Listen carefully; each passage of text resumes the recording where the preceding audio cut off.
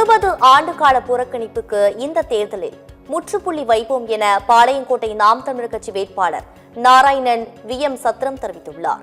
நெல்லை மாவட்டம் பாளையங்கோட்டை சட்டமன்ற தொகுதியில் நாம் தமிழர் கட்சி வேட்பாளர் டாக்டர் சங்கர நாராயணன் VM சத்திரம் மற்றும் அதனை சுற்றியுள்ள பல்வேறு பகுதிகளில் தீவிர வாக்கு சேகரிப்பில் ஈடுபட்டார். அப்போது செய்தியாளர்களை சந்தித்தவர் கடந்த காலங்களில் ஆட்சியில் இருந்தவர்களும் தற்போது ஆட்சியில் இருப்பவர்களும் மக்களுக்கு கொடுத்த வாக்குறுதிகளை நிறைவேற்றவில்லை என்று குற்றம் சாட்டினார். 20 ஆண்டு கால புறக்கணிப்புக்கு இந்த தேர்தலில் முற்றுப்புள்ளி வைப்போம் என்றும் கூறினார்.